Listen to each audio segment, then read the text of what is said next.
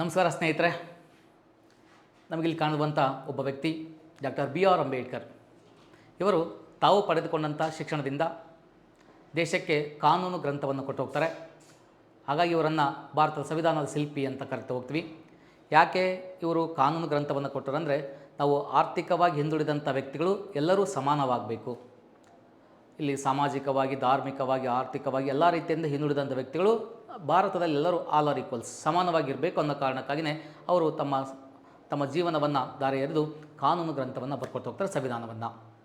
ಹಾಗಾದರೆ ಅದೇ ರೀತಿಯಾಗಿ ನಾವು ಸಮಾನವಾಗಿ ಬದುಕಬೇಕು ಅಂದಾಗ ಕೆಲವೊಂದು ಸರ್ಕಾರ ಕೊಟ್ಟಂಥ ಕೆಲವೊಂದು ಯೋಜನೆಗಳನ್ನು ನಾವು ಚೆನ್ನಾಗಿ ಬಳಸ್ಕೋಬೇಕು.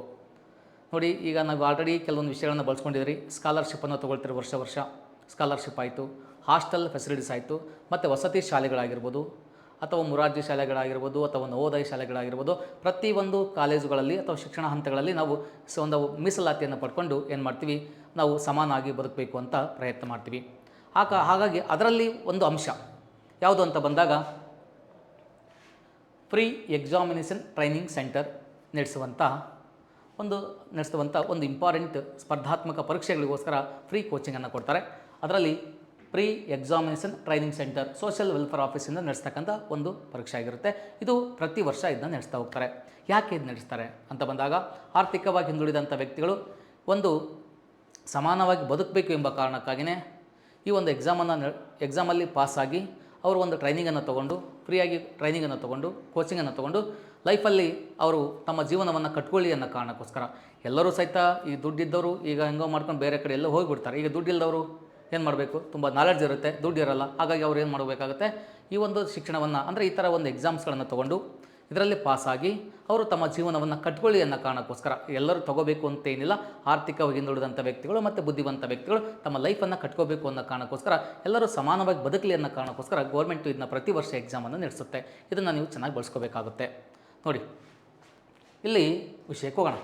ಸಮಾಜ ಕಲ್ಯಾಣ ಇಲಾಖೆ ಕರ್ನಾಟಕ ಸರ್ಕಾರದವರು ಇದನ್ನ ನಡೆಸುವಂಥ ಒಂದು ಎಕ್ಸಾಮ್ ಆಗಿರುತ್ತೆ. Department of social welfare office ಅಥವಾ ಗೌರ್ಮೆಂಟ್ ಆಫ್ ಕರ್ನಾಟಕ ಅಂತ ಕರ್ಕೊಳ್ತಾ ಹೋಗ್ತೀವಿ. ಇವರು ನಡೆಸುವಂಥ ಒಂದು ಸ್ಪರ್ಧಾತ್ಮಕ ಪರೀಕ್ಷೆ ಪ್ರತಿ ವರ್ಷ ನಡೆಸ್ತಾ ಹೋಗ್ತಾರೆ. ಇದನ್ನು ನಾವು ಚೆನ್ನಾಗಿ ಬಳಸ್ಕೋಬೇಕಾಗುತ್ತೆ. ವಿಷಯಕ್ಕೆ ಹೋಗೋಣ. ಮತ್ತು ಹಾಗಾದರೆ ಯಾವುದೋ ಒಂದು ಕೋರ್ಸ್ಗೆ ಇಲ್ಲಿ ಫ್ರೀ ಕೋಚಿಂಗ್ ಇರುತ್ತೆ ಅಂತ ನೋಡ್ತಾ ಹೋದರೆ, UPSC union public service commission, UPSC union public service commission, ಇನ್ನು KS ಕರ್ನಾಟಕ ಅಡ್ಮಿನಿಸ್ಟ್ರೇಷನ್ ಸರ್ವಿಸ್ ಅಂತ.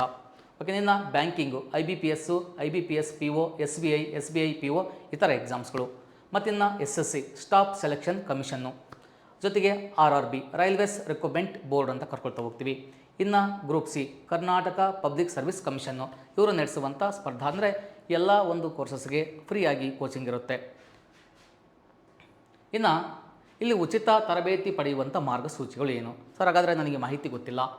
ಹಾಗಾಗಿ ನಾವು ಮಾಹಿತಿ ಗೊತ್ತಿಲ್ಲ, ಯಾವ ಥರ ನಾನು ಪಡ್ಕೋಬೇಕು ಅಂತ ನೋಡಿ. ಇಲ್ಲಿ ಆನ್ಲೈನಲ್ಲಿ ಪ್ರತಿ ವರ್ಷ ಎಕ್ಸಾಮ್ ನಡೆಸ್ತಾರೆ. ಆ ಎಕ್ಸಾಮಲ್ಲಿ ನೀವೇನು ಮಾಡಬೇಕಾಗುತ್ತೆ, ಇಲ್ಲಿ ಆನ್ಲೈನಲ್ಲಿ ಅಂದರೆ ಸ್ವಲ್ಪ ಅರ್ಥ ಮಾಡ್ಕೋಬೇಕಾಗಿರೋದು, ಆನ್ಲೈನ್ ಪ್ರತಿ ವರ್ಷ ಅಪ್ಲಿಕೇಶನ್ ಕರೀತಾ ಹೋಗ್ತಾರೆ. ನೀವು ಅದನ್ನು ಅಧಿಸೂಚನೆಯಲ್ಲಿ ತಿಳಿಸಲಾದ ಅರ್ಹತಾ ಮಾನದಂಡಗಳ ಆಧಾರದ ಮೇಲೆ ಆನ್ಲೈನ್ ಅರ್ಜಿಯನ್ನು ನಡೆಸ್ಕೋಬೇಕು. ಅಂದರೆ ಆಫ್ಲೈನ್ ಎಕ್ಸಾಮ್ ಇರುತ್ತೆ, ಬಟ್ ಇಲ್ಲಿ ಏನಾಗುತ್ತೆ ಇಂಪಾರ್ಟೆಂಟ್ ಅಂತ ಬಂದಾಗ, ಅಪ್ಲಿಕೇಶನನ್ನು ಆನ್ಲೈನಲ್ಲಿ ನೀವು ಹಾಕಬೇಕಾಗುತ್ತೆ. ಪ್ರತಿ ವರ್ಷ ಅಪ್ಲಿಕೇಶನ್ ಬಿಡ್ತಾರೆ. ಪ್ರತಿ ವರ್ಷ ನೀವು ಅಪ್ಲಿಕೇಶನ್ ಅಂದರೆ ಇಲ್ಲಿ ವರ್ಷ ಅಪ್ಲಿಕೇಶನ್ ಹಾಕಬೇಕಂತ ಏನಿಲ್ಲ. ಒಂದು ವರ್ಷದ ನೀವು ಒಂದು ಟೈಮ್ ಮಾತ್ರ ಇದು ಕೋಚಿಂಗ್ ತೊಗೊಳಕ್ಕೆ ಅವಕಾಶ ಇರುತ್ತೆ. ಅದು ನೆನ್ಪಿಟ್ಕೊಳ್ಳಿ, ಇಂಪಾರ್ಟೆಂಟ್. ಓಕೆನಾ? ಹಾಗಾಗಿ ಆನ್ಲೈನಲ್ಲಿ ನೀವು ಇಲ್ಲಿ ಏನಾಗಿದೆ, ಆಲ್ರೆಡಿ ಆನ್ಲೈನ್ ಅಪ್ಲಿಕೇಶನ್ ಬಿಟ್ಟು ನೀವು ಅಪ್ಲಿಕೇಶನ್ ಹಾಕಿ ಎಕ್ಸಾಮನ್ನು ಬರೆದು ನೀವೀಗ ಸ್ಕೋರ್ ಕಾರ್ಡ್ ತೊಗೊಂಡಿದ್ದೀರ, ಅವ್ರ ಬಗ್ಗೆ ನಾನು ಮಾತಾಡ್ತಾ ಇದ್ದೀನಿ. ಸರ್ ಇಲ್ಲ ಬರದೇ ಇಲ್ಲ ಅನ್ನೋರಿಗೆ ಮತ್ತೆ ನೀವು ಪ್ರತಿ ವರ್ಷ ಸೆಪ್ಟೆಂಬರ್ ತಿಂಗಳಲ್ಲಿ ಈ ಥರ ಕರೀತಾ ಹೋಗ್ತಾರೆ. ಮತ್ತು ಅಪ್ಲಿಕೇಶನ್ ಹಾಕೊಂಡು ನೀವು ಎಕ್ಸಾಮನ್ನು ಬರೀಬೇಕಾಗುತ್ತೆ. ಈಗ ಸದ್ಯಕ್ಕೆ ಎಕ್ಸಾಮ್ ಬರೆದವ್ರ ಬಗ್ಗೆ ನಾನು ಮಾತಾಡ್ತಾ ಇದ್ದೀನಿ. ಈಗ ನೀವು ಅಪ್ಲಿಕೇಶನ್ ಹಾಕಿದ್ದೀರಾ, ಆನ್ಲೈನಲ್ಲಿ ಅಪ್ಲಿಕೇಶನ್ ಹಾಕಿ KEA ನಡೆಸುವಂಥ ಸಾಮಾನ್ಯ ಪ್ರವೇಶ ಪರೀಕ್ಷೆಯನ್ನು ಸಹಿತ ಬರೆದಿದ್ದೀರಾ. ಹಾಗಾಗಿ ನೋಡಿ, ಆನ್ಲೈನಲ್ಲಿ ಅರ್ಜಿ ಸಲ್ಲಿಸುವ ಅಭ್ಯರ್ಥಿಗಳಿಗೆ KEA ಸಾಮಾನ್ಯ ಪರೀಕ್ಷೆ ನಡೆಯುತ್ತೆ. ಈ ಪರೀಕ್ಷೆಯಲ್ಲಿ ಸಹಿತ ನೀವು ಪರೀಕ್ಷೆಯನ್ನು ಅಟೆಂಡ್ ಮಾಡಿದ್ದೀರಾ, ಪರೀಕ್ಷೆಯನ್ನು ಬರೆದಿದ್ದೀರಾ, ನಿಮ್ಮ ಸ್ಕೋರು ಸಹಿತ ಬಂದು ಹೋಗಿದೆ. ಓಕೆನಾ? ಹಾಗಾದರೆ ಆದ್ಯತೆಯ ಮೇಲೆ ಈಗ ಸಂಸ್ಥೆಯನ್ನು ಆಯ್ಕೆ ಮಾಡ್ಕೊಳ್ತಕ್ಕಂಥ ಟೈಮ್ ಬಂದಿದೆ. ಇದನ್ನ ಇನ್ನೂ ಬಿಟ್ಟಿಲ್ಲ, ಸದ್ಯ ಪ್ರೊಸೆಸಲ್ಲಿ ಮತ್ತೆ ಬರ್ತೀನಿ ನಾನು ವಿಷಯವನ್ನು ಮತ್ತೆ ವಿಡಿಯೋದಲ್ಲಿ ಬಂದು ಅದರ ಬಗ್ಗೆ ಹೇಳ್ತಾ ಹೋಗ್ತೀನಿ. ಮುಂದೆ ಬಿಡ್ತಾರೆ. ಅಂದರೆ ನಿಮ್ಮ ಮೆರಿಟ್ ಆಧಾರದ ಮೇಲೆ ನೀವು ಸಂಸ್ಥೆಯನ್ನು ಆರಿಸ್ಕೋಬೇಕಾಗುತ್ತೆ. ಅದು ಇಂಪಾರ್ಟೆಂಟ್. ಸರ್, ಸಂಸ್ಥೆಯನ್ನು ಯಾವ ರೀತಿ ಆರಿಸ್ಕೋಬೇಕು ಸರ್? ಇದು ಭಾಳ ಇಂಪಾರ್ಟೆಂಟ್ ಆಗುತ್ತೆ. ಯಾಕಂದರೆ ನೀವು ಟ್ರೈನಿಂಗ್ ತೊಗೊಳ್ತಕ್ಕಂಥದ್ದು ಸಂಸ್ಥೆಯ ಮೂಲಕವಾಗಿ. ಗೌರ್ಮೆಂಟ್ ಏನು ಕೊಟ್ಟಿರುವಂಥ ಅವಕಾಶಗಳನ್ನು ನೀವು ಬಳಸ್ಕೋಬೇಕಂದ್ರೆ ಸಂಸ್ಥೆಗೆ ನಿಮಗೆ ಟೈಅಪ್ ಇರುತ್ತೆ. ಆ ಸಂಸ್ಥೆಯೊಂದಿಗೆ ನೀವೇ ಮಾಡ್ಕೋಬೇಕಾಗುತ್ತೆ, ಟ್ರೈನಿಂಗನ್ನು ಪಡ್ಕೋಬೇಕಾಗುತ್ತೆ. ಸರ್, ಹಾಗಾದರೆ ಯಾವ ಸಂಸ್ಥೆ ಆರಿಸ್ಕೋಬೇಕು? ನೋಡಿ, ಸಂಸ್ಥೆಯನ್ನು ಆರಿಸ್ಕೊಳ್ಳೋದು ಭಾಳ ಇಂಪಾರ್ಟೆಂಟ್ ಅಂತೇಳಿದೆ. ಯಾವ ಸಂಸ್ಥೆಯಲ್ಲಿ ಉತ್ತಮ ಶಿಕ್ಷಣ ಕೊಡ್ತಾ ಇದ್ದಾರೆ, NCERT ಬೇಸ್ ಮೇಲೆ ಅಥವಾ ಸೆಂಟ್ರಲ್ ಸಿಲೆಬಸ್ ಆಗಿರ್ಬೋದು, ಅಥವಾ ಸ್ಟೇಟ್ ಸಿಲೆಬಸ್ ಆಗಿರ್ಬೋದು, ಅಥವಾ ಟೆಸ್ಟ್ ಸೀರೀಸ್ ಆಗಿರ್ಬೋದು, ಎಕ್ಸಾಮ್ ನಡೆಸ್ತಕ್ಕಂಥ ರೀತಿ ಆಗಿರ್ಬೋದು, ಕ್ಲಾಸಸ್ ಆಗಿರ್ಬೋದು, ಮತ್ತು ಅಲ್ಲಿನ ವಾತಾವರಣ ಆಗಿರ್ಬೋದು, ಎಲ್ಲವನ್ನು ನಾವು ಗಮನವಾಗಿಟ್ಟು ನೋಡ್ಕೋಬೇಕಾಗುತ್ತೆ. ಅದು ಯಾರಿಂದ ತಿಳ್ಕೊಳ್ತೀವಿ ಮಾಹಿತಿನ? ಯಾರಿಂದ ಅಂದರೆ ಆ ಸಂಸ್ಥೆಯಲ್ಲಿ ಟ್ರೈನಿಂಗನ್ನು ಪಡ್ಕೊಂಡು ಹೊರಗೆ ಹೋಗಿರ್ತಕ್ಕಂಥ ವಿದ್ಯಾರ್ಥಿಗಳು. ಅಂದರೆ ಇಲ್ಲಿ ಸೀನಿಯರ್ಸಿಂದ ವಿಷಯಗಳನ್ನು ನೀವು ಮಾಹಿತಿ ತೊಗೊಳ್ತೀರಾ. ಸೀನಿಯರ್ಸಿಂದ ಮಾಹಿತಿ ತೊಗೊಂಡು ಯಾವ ಸಂಸ್ಥೆ ಉತ್ತಮ ಅಂತ ನೋಡಿ. ಅದು ಹೈದರಾಬಾದ್ ಆಗಿರ್ಬೋದು, ಡೆಲ್ಲಿ ಆಗಿರ್ಬೋದು, ಬೆಂಗಳೂರು ಆಗಿರ್ಬೋದು, ಧಾರವಾಡ ಆಗಿರ್ಬೋದು, ಯಾವುದೇ ಡಿಸ್ಟಿಕಲ್ಲಿ ನೀವು ಟ್ರೈನಿಂಗನ್ನು ತೊಗೊಳ್ಳಿ. ಆದರೆ ಆ ಸಂಸ್ಥೆ ಭಾಳ ಇಂಪಾರ್ಟೆಂಟ್ ಆಗುತ್ತೆ. ಆ ಸಂಸ್ಥೆಗೆ ನೀವು ಆದ್ಯತೆ ನೋಡಿಕೊಂಡು ಆ ಸಂಸ್ಥೆಯನ್ನು ಆರಿಸ್ಕೊಬೇಕಾಗುತ್ತೆ. ನೆಕ್ಸ್ಟ್ ಬರುವಂಥದ್ದೇ ಸಂಸ್ಥೆ ಆಯ್ಕೆ ಅಂತ, ಓಕೆನಾ. ಹಾಗಾಗಿ ಮೆರಿಟ್ ಪಟ್ಟಿಯಲ್ಲಿ ಅಭ್ಯರ್ಥಿಗಳು ಆದ್ಯತೆ ಆಧಾರದ ಮೇಲೆ ಸಂಸ್ಥೆಯನ್ನು ಆಯ್ಕೆ ಮಾಡ್ಕೋಬೇಕು. ಸರ್, ಯಾವ ರೀತಿ ನಿಮಗೆ ಹೇಳಿದ್ನಲ್ಲ, ಈಗ ಮೊದಲೆಲ್ಲ ಆಫ್ಲೈನಲ್ಲಿ ಒಂದು ಪ್ರಯಾರಿಟಿ ಕೊಡಬೇಕಾಯಿತು. ಈಗ ಏನು ಮಾಡ್ತೀವಿ, ಆನ್ಲೈನಲ್ಲೇ ನಾವು ಸಂಸ್ಥೆಯನ್ನು ನಾವು ತೊಗೊಳ್ತೀವಿ. ಕೌನ್ಸ್ಲಿಂಗ್ ಇಲ್ಲಿ ಆನ್ಲೈನಲ್ಲಿ ನಡೀತಾ ಇದೆ. ಮೊದಲು ಆಫ್ಲೈನ್ ಇತ್ತು, ಈಗ ಆನ್ಲೈನಲ್ಲೇ ನಡೀತಾ ಇದೆ. ಅಂದರೆ ನಿನ್ನ ಮೆರಿಟ್ ಆಧಾರದ ಮೇಲೆ ನೀನು ಅಂದರೆ ಟೋಟಲಾಗಿ ಎಷ್ಟು ಸಂಸ್ಥೆಗಳಿದಾವೆ ಅವೆಲ್ಲವನ್ನು ನೀನು ಪ್ರಯಾರಿಟಿ ಒಂದೊಂದೇ ಕೊಟ್ಕೋಬೇಕು. ನೀನು ಫಸ್ಟ್ ಯಾವ್ದು ನಿಮ್ಗೆ ಯಾವ್ದು ಇಷ್ಟ ಅದಕ್ಕೆ ಫಸ್ಟ್ ಕೊಡ್ತೀರಾ, ಅದಕ್ಕಿಂತ ಸೆಕೆಂಡ್ ಯಾವ್ದು ಇಷ್ಟ, ಈ ಥರ ನೀನು ಪ್ರಯಾರಿಟಿ ಕೊಟ್ಕೊಳ್ತಾ ಹೋಗಬೇಕಾಗುತ್ತೆ. ಎಷ್ಟು ಸಂಸ್ಥೆ ಎಲ್ಲವಕ್ಕೂ ನೀನು ಕೊಡಬೇಕಾಗುತ್ತೆ. ನಿನ್ನ ಮೆರಿಟ್ ಆಧಾರದ ಮೇಲೆ ನಿನಗೆ ಸಂಸ್ಥೆ ಸಿಗುತ್ತೆ. ಒಳ್ಳೆ ಸ್ಕೋರ್ ಇದ್ದರೆ ನೀನು ಯಾವ ಸಂಸ್ಥೆ ಕೇಳ್ತೀಯಾ ಅದೇ ಸಂಸ್ಥೆ ನಿನಗೆ ಕೊಡ್ತಾರೆ. ಇಲ್ಲ ಸ್ವಲ್ಪ ಕಡಿಮೆ ಇದೆ ಗೊತ್ತಿಲ್ಲ, ಅದು ಯಾವ ಸಂಸ್ಥೆ ಕೇಳ್ತೀಯಾ ಅದು ಸಂಸ್ಥೆ ಸಿಗ್ಬೋದು, ಸಿಗದೇನೆ ಇರ್ಬೋದು. ಬಟ್ ನಿನಗೆ ಪ್ರಯಾರಿಟಿ ಯಾವ ಸಂಸ್ಥೆ ಇದೆ ಅದನ್ನು ನೀವು ಕೊಟ್ಕೊತ ಹೋಗಬೇಕಾಗುತ್ತೆ, ಓಕೆನಾ. ಅದು ಆನ್ಲೈನಲ್ಲಿ, ಆಫ್ಲೈನಲ್ಲಿ ಇತ್ತು, ಮೊದಲೀಗ ಆನ್ಲೈನ್ ಮಾಡಿದ್ದಾರೆ, ಓಕೆನಾ. ಇನ್ನೆಷ್ಟು ಸೀಟು ಹಂಚಿಕೆ, ನೀನು ಏನೋ ಮೆರಿಟ್ ಪಡ್ಕೊಂಡ್ಯಾ, ಮೆರಿಟ್ ಆಧಾರದ ಮೇಲೆ ನಿನಗೇನಾಗುತ್ತೆ, ಸೀಟ್ ಹಂಚಿಕೆ ಆಗುತ್ತೆ. ಆ ಸೀಟನ್ನು ನೀನು ತೊಗೊಳ್ತೀವಿ. ಹಾಗಾಗಿ ನೆಕ್ಸ್ಟ್ ಈ ವಿಷಯವನ್ನು ನಾನು ಬಿಟ್ಟಾಗ, ಈ ಗೌರ್ಮೆಂಟ್ನವ್ರು ಏನು ಈ ಸೀಟ್ ಹಂಚಿಕೆ ಬಿಟ್ಟಾಗ ಅಥವಾ ಇನ್ನು ಏನು ಸಂಸ್ಥೆ ಆಯ್ಕೆ ಬಿಟ್ಟಾಗ ಮತ್ತೆ ನಾನು ಮತ್ತೆ ವೀಡಿಯೋ ಬರ್ತೀನಿ, ಮತ್ತೆ ಒಂದು ವೀಡಿಯೋವನ್ನು ನಿಮಗೆ ಮಾಡಿಕೊಡ್ತೀನಿ. ಅವಾಗ ಮತ್ತೆ ಅದರ ಬಗ್ಗೆ ಚರ್ಚೆ ಮಾಡೋಣ. ಈಗ ಮತ್ತೆ ಸ್ವಲ್ಪ ಇದ್ರ ಬಗ್ಗೆ ವಿಷಯ ತಿಳ್ಕೊಳ್ಳೋಣ. ನೋಡಿ, ಏನು ರಿಸರ್ವೇಷನ್ ಹೆಂಗಿದೆ, ಹಾಗಾದ್ರೆ ಇಲ್ಲಿ ರಿಸರ್ವೇಷನ್ ಡೀಟೇಲ್ಸ್ ಹೆಂಗಿದೆ ಅಂತ ನೋಡೋದಾದರೆ, ರಿಸರ್ವೇಷನ್ ಡೀಟೇಲ್ಸ್ ಬಗ್ಗೆ ಮಾತಾಡ್ಬೇಕಂದ್ರೆ ವಿಶೇಷ ಅಥವಾ ಅಂಗವಿಕಲ ಅಭ್ಯರ್ಥಿಗಳಿಗೆ 4%, ವಿಶೇಷ ಚೇತನ ಅಂತ ಕರ್ಕೊಳ್ತೀವಿ ಅಥವಾ ಅಂಗವಿಕಲ ಅಭ್ಯರ್ಥಿಗಳಿಗೆ 4% ಇದೆ. ಹಾಸ್ಟೆಲ್ ವಿದ್ಯಾರ್ಥಿಗಳಿಗೆ 10% ಇದೆ. ವಸತಿ ಶಾಲೆ ವಿದ್ಯಾರ್ಥಿಗಳಿಗೆ 10% ಇದೆ. ಮಹಿಳಾ ಅಭ್ಯರ್ಥಿಗಳಿಗೆ 33% ಇದೆ. ಸೂಕ್ಷ್ಮ, ಅತಿ ಸೂಕ್ಷ್ಮ, ಸಮುದಾಯ ಸಫಾಯಿ ಕರ್ಮಚಾರಿಗಳ ಮಕ್ಕಳಿಗೆ 5% ಇದೆ. ಇನ್ನು ಇತರೆ ಪರಿಶಿಷ್ಟ ಜಾತಿ ಮತ್ತು ಪರಿಶಿಷ್ಟ ಅಭ್ಯರ್ಥಿಗಳಿಗೆ 38% ಇದೆ. ಅಂದರೆ SC ST ಇತರ ಮಕ್ಕಳಿಗೆ ಅದರ್ಸ್ ಅಂತ ಕರ್ಕೊಳ್ತೀವಿ, ಅವರಿಗೆ 38% ಇಲ್ಲಿ ಮೀಸಲಾತಿದೆ. ಇದು ರಿಸರ್ವೇಷನ್ ಡೀಟೇಲ್ ಆಗಿರುವಂಥದ್ದು. ಮತ್ತೆ ವಿಷಯಕ್ಕೆ ಹೋಗೋಣ, ಮುಂದಿನ ವಿಷಯಕ್ಕೆ. ನೋಡಿ, ಇದು ಟ್ರೈನಿಂಗ್ ಪೀರಿಯಡು.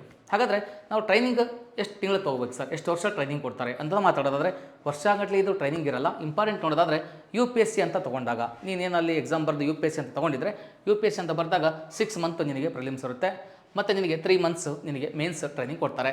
ಇನ್ನು KS ಅಂತ ತೊಗೊಂಡಾಗ ಇದು ಪ್ರಿಲಿಮ್ಸ್ ಕಮ್ ಮೇನ್ಸ್, ಇದು 7 ಮಂತ್ ಇರುತ್ತೆ. ಇನ್ನು ಬ್ಯಾಂಕಿಂಗ್ ಅಂತ ತೊಗೊಂಡಾಗ 3 ಮಂತ್ಸ್ ಇರುತ್ತೆ ನಿಮಗೆ. ಇನ್ನು SSC ಅಂತ ತೊಗೊಂಡಾಗ ಸ್ಟಾಫ್ ಸೆಲೆಕ್ಷನ್ ಕಮಿಷನ್ ಅಂತೀವಿ, ಇದಕ್ಕೆ ನಿಮಗೆ 3 ಮಂತ್ಸ್ ಟ್ರೈನಿಂಗ್ ಇರುತ್ತೆ. ಇನ್ನು RRB ಅಂತ ತೊಗೊಂಡಾಗ ರೈಲ್ವೆ ರಿಕ್ರೂಟ್ಮೆಂಟ್ ಬೋರ್ಡ್ ಅಂತ ಕರಿತೀವಿ, ಇಲ್ಲಿ 3 ಮಂತ್ಸ್ ನಿನಗೆ ಟ್ರೈನಿಂಗ್ ಇರುತ್ತೆ. ಇನ್ನು ಗ್ರೂಪ್ C ಎಕ್ಸಾಮ್ಸ್ಗೆ ಸಂಬಂಧಪಟ್ಟಂಗೆ ಅದು ನಿನಗೆ 3 ಮಂತ್ ನಿನಗೆ ಟ್ರೈನಿಂಗ್ ಪೀರಿಯಡ್ ಇರುವಂಥದ್ದು. ನೋಡಿ, ನೀನು ಏನು ಆಯ್ಕೆ ಮಾಡ್ಕೊಳ್ತೀಯ ಅನ್ನೋದ್ರ ಮೇಲೆ ನಿನಗೆ ಟ್ರೈನಿಂಗ್ ಪೀರಿಯಡ್ ಟೈಮಿಂಗನ್ನು ಸೆಟ್ ಮಾಡ್ತಾರೆ, ಓಕೆನಾ. ಈಗ ನೆಕ್ಸ್ಟು ಇಲ್ಲಿ ನಾವು ಸರ್ ಕೋಚಿಂಗ್ ತೊಗೊಳ್ತೀವಿ, ಗೌರ್ಮೆಂಟಿಂದ ನಮ್ಗೆ ಏನು ಕೊಡ್ತಾರೆ, ಹಾಗಾದರೆ ಎಷ್ಟು ಅಮೌಂಟ್ ಕೊಡ್ತಾರೆ, ಟ್ರಾವೆಲಿಂಗ್ ಅಲೌನ್ಸ್ ಎಷ್ಟಿದೆ ಅಂತ ಸ್ವಲ್ಪ ನೋಡೋದಾದರೆ, ಇಲ್ಲಿ ನಾನು ಡೆಲ್ಲಿಯಲ್ಲಿ ತೊಗೊಂಡ್ರೆ, ನೀನು ಯಾವ ಪ್ಲೇಸ್ ತೊಗೊಂಡೆ ಅನ್ನೋದ್ಮೇಲೆ ನಿನಗೆ ಸ್ಟೈಪಂಡ್ ಡಿಸೈಡ್ ಆಗುತ್ತೆ. ನೀನು ಡೆಲ್ಲಿ ತೊಗೊಂಡಿದ್ರೆ 10,000 ಇರುತ್ತೆ ಮಂತ್ಲಿ ಸ್ಟೈಪಂಡು, ಮತ್ತು ಟ್ರಾವೆಲಿಂಗ್ ಅಲೌನ್ಸ್ ಅಂತ 2,000 ಕೊಡ್ತಾರೆ. ಇನ್ನೆಕ್ಸ್ಟು ಹೈದರಾಬಾದ್ ತೊಗೊಂಡಾಗ ನಿನಗೆ ಫರ್ ಮಂತ್ 8,000 ಸ್ಟೈಪಂಡ್ ಇರುತ್ತೆ, ಜೊತೆಗೆ ಇಲ್ಲಿ 1,000 ನಿನಗೆ ಟ್ರಾವೆಲಿಂಗ್ ಅಲೌನ್ಸ್ ಇರುತ್ತೆ. ಹಾಗೂ ಬೆಂಗಳೂರು ಅಂತ ತೊಗೊಂಡಾಗ ಫರ್ ಮಂತ್ ಎಷ್ಟು ಇರುತ್ತೆ ನಿನಗೆ ಸ್ಟೈಪಂಡು, 6,000 ಇರುತ್ತೆ, ಮತ್ತು ನಿನಗೆ ಟ್ರಾವೆಲಿಂಗ್ ಅಲೌನ್ಸ್ 1,000 ನಿನಗೆ ಸಿಗುತ್ತೆ. ಇನ್ನು ಅದರ್ ಪ್ಲೇಸಸ್, ಬೆಂಗಳೂರನ್ನು ಬಿಟ್ಟು ಬೇರೆ ಡಿಸ್ಟಿಕನ್ನು ನೀನು ಹಾಸ್ಕೊಂಡಾಗ 5,000 ನಿನಗೆ ಸ್ಟೈಪಂಡ್ ಇರುವಂಥದ್ದು. ಇದು ನಮಗೆ ಯಾವುದಕ್ಕೆ ಸಂಬಂಧಪಟ್ಟಂಗೆ, ಸ್ಟೈಪಂಡ್ಗೆ ಸಂಬಂಧಪಟ್ಟಂಗೆ ಮಾಹಿತಿ ಆಗುವಂಥದ್ದು, ಓಕೆನಾ. ಇಲ್ಲಿ ಮತ್ತೆ ನಾವು ವಿಷಯಗಳನ್ನು ಚರ್ಚೆ ಮಾಡೋದಾದರೆ, ಮತ್ತೆ ನಡೆಯುವಂಥ ಈ ಕೌನ್ಸ್ಲಿಂಗ್ ಏನಿದೆ, ಕೌನ್ಸ್ಲಿಂಗ್ ವಿಷಯದ ಬಗ್ಗೆ ನಾನು ಮತ್ತೆ ಚರ್ಚೆ ಮಾಡ್ತೀನಿ. ಮತ್ತು ಮುಂದಿನ ವೀಡಿಯೋದಲ್ಲಿ ಮತ್ತೆ ಸಿಗ್ತೀನಿ ನಾನು ನಿಮಗೆ, ಯಾವ ಥರ ನಾವು ಸಂಸ್ಥೆನ ಆರಿಸ್ಕೋಬೇಕು ಮತ್ತು ಅಪ್ಡೇಟ್ ವಿಷಯಕ್ಕೆ ಮತ್ತೆ ನಾನು ನಿಮಗೆ ಮುಂದೆ ವೀಡಿಯೋದಲ್ಲಿ ಬಂದು ಮತ್ತೆ ಚರ್ಚೆ ಮಾಡ್ತಾ ಹೋಗ್ತೀನಿ. ಈ ಒಂದು ಗೌರ್ಮೆಂಟ್ ಕೊಟ್ಟಂಥ ಅವಕಾಶಗಳನ್ನು ಚೆನ್ನಾಗಿ ಬಳಸ್ಕೊಳ್ಳಿ. ಯಾಕಂದರೆ ಪದೇ ಅವಕಾಶಗಳು ಸಿಗಲ್ಲ. ನಿಮ್ಮ ಒಂದು ಗುಡ್ ಏಜ್ ಏನಿದೆ ಆ ಏಜಲ್ಲಿ ಇಂಥ ಅವಕಾಶಗಳನ್ನು ಬಳಸ್ಕೋಬೇಕಾಗುತ್ತೆ. ನಾವು ತಂದೆ ತಾಯಿಗಳು ತುಂಬ ಕಷ್ಟಪಡ್ತಾ ಇದ್ದಾರೆ, ಹಾಗಾಗಿ ಅವರು ಪಡುವಂಥ ಕಷ್ಟ ಕೊನೆವರೆಗೂ ಆಗಬಾರ್ದು. ನಾವು ಆರ್ಥಿಕವಾಗಿ ಹಿಂದುಳಿದೀವಿ, ಕೊನೆವರೆಗೂ ಇದೇ ಥರ ಆರ್ಥಿಕವಾಗಿ ಹಿಂದುಳಿಬಾರ್ದು. ಅಂದರೆ ತುಂಬ ಚೆನ್ನಾಗಿ ಓದಬೇಕು. ಯಾಕಂದರೆ ಶಿಕ್ಷಣ ಅನ್ನೋದು ಎಲ್ಲವನ್ನು ಸಾಧಿಸುವಂಥ ಒಂದು ಅಸ್ತ್ರ ಇದ್ದಂಗೆ. ಆ ಶಿಕ್ಷಣವನ್ನು ನೀವು ಪಡ್ಕೊಳ್ಳಿ, ಒಳ್ಳೆಯ ಒಂದು ಟ್ರೈನಿಂಗನ್ನು ಪಡ್ಕೊಂಡು ಒಳ್ಳೆಯ ಅಧಿಕಾರಿಗಳಾಗಿ ಭಾರತಕ್ಕೆ ಒಂದು ಶಕ್ತಿಯಾಗಿ ಬೆಳೀರಿ ಅಂತ ಹೇಳ್ತಾ, ಮತ್ತು ಇಲ್ಲಿ ಒಂದು ನಾನು ನಿಮ್ಗೆ ಏನು ಕೊಟ್ಟಿದ್ದೀನಿ ಅಂದರೆ ಟೆಲಿಗ್ರಾಮ್ ಲಿಂಕನ್ನು ಕೊಟ್ಟಿದ್ದೀನಿ. ಈ ಟೆಲಿಗ್ರಾಮ್ ಲಿಂಕ್ ಏನಿದೆ, ಎಕ್ಸಾಮ್ಗೆ ಬರೆದಂಥ ವಿದ್ಯಾರ್ಥಿಗಳಿಗೆ ಸಂಬಂಧಪಟ್ಟಂತೆ ಕೆಲವೊಂದು ಅಪ್ಡೇಟ್ ವಿಷಯಗಳನ್ನು ನಾವು ಇದರಲ್ಲಿ ಕೊಡ್ತಾ ಹೋಗ್ತೀವಿ. ಇದಕ್ಕೆ ಜಾಯಿನ್ ಆಗಿ ಮುಂದಿನ ಮತ್ತೆ ಏನಾದರೂ ವಿಷಯ ಇದ್ದರೆ ಮತ್ತೆ ನನ್ನ ವಿಷಯಕ್ಕೆ ಇದೇ ವಿಷಯಕ್ಕೆ ಸಂಬಂಧಪಟ್ಟಂಗೆ ಚರ್ಚೆ ಮಾಡೋಕ್ಕೆ ಬರ್ತೀನಿ, ಓಕೆನಾ. ಮತ್ತೆ ಸಿಗೋಣ, ಓಕೆನಾ. Thank you.